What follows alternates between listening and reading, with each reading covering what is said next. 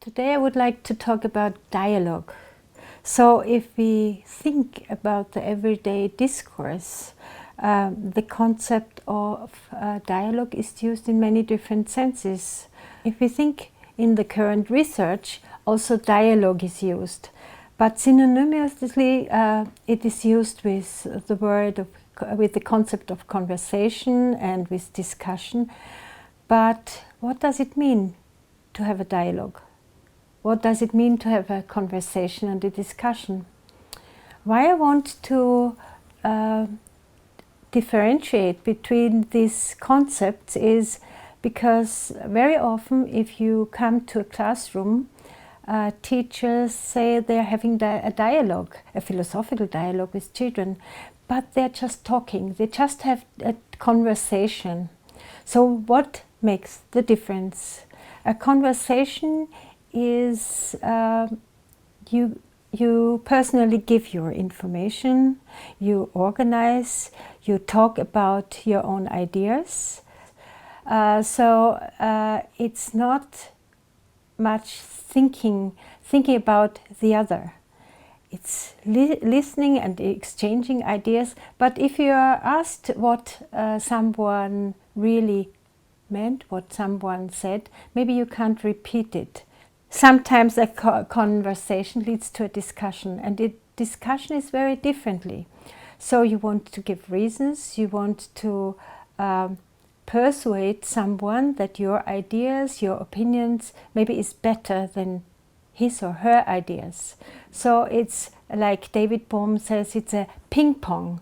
So you don't really listen to the other opinions. You only want to focus on your ideas, well, it's a competition between the participants, and you look forward to win. To win because you're better, your reasons are better, and it's somehow a counterattack. A dialogue is very different. It's a way of a better conversation. You listen very careful and you build on each other's ideas.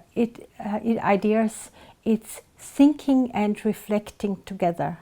So in a dialogue, it's a mutual. You have mutual respect to the other people, and you are willing to understand. You try to understand as a communicative experience. So it's open-minded. You must be open-minded to have a real dialogue. So it's a very different sense than conversation and discussion. And you give reasons, you are engaged in logical moves, and you explore the ideas also of the other person, and it's building a collaborative community. Focus on specific question, and you look for assumptions, and you look for your own prejudice. So it's also self-correcting. So a real dialogue, you inquire, it's dialogical inquiry, and you inquire, you think together, you reflect together. It leads to a better ability of judgment. And that's what also is very important if you think about a community of inquiry. It's a democratic process. So after all, it leads to more tolerance, and you are also open-minded to new perspectives and opinions. And well, it's also a kind of language game that you play, a language game that is very important. Of course, it's always, if you have a philosophical dialogue, wonder and puzzlement is included, to investigate and maybe also to have thought experiments. So when you try to have a real philosophical dialogue in a community of inquiry, it includes critical thinking, creative thinking and caring thinking.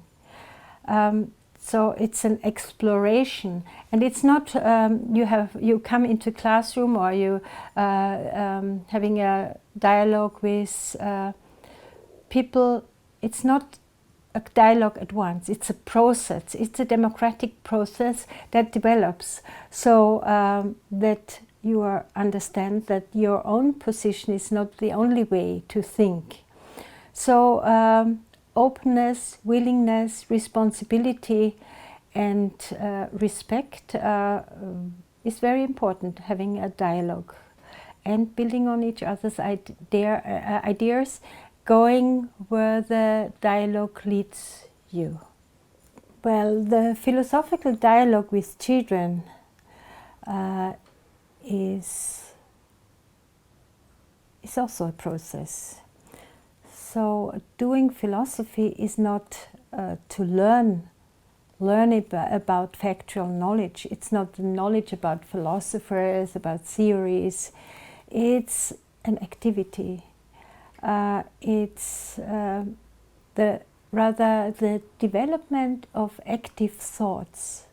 And we try to help children or adults to get tools to articulate, to reflect, to recognize connections, discover contradictions within the information, and to learn to think independently.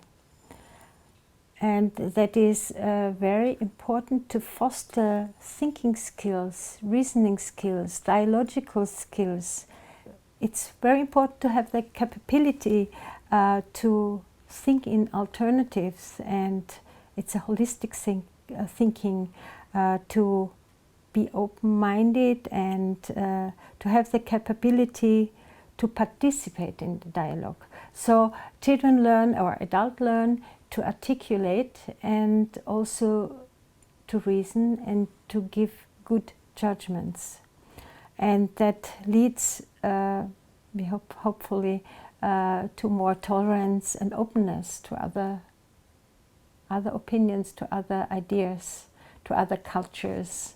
So that is very important.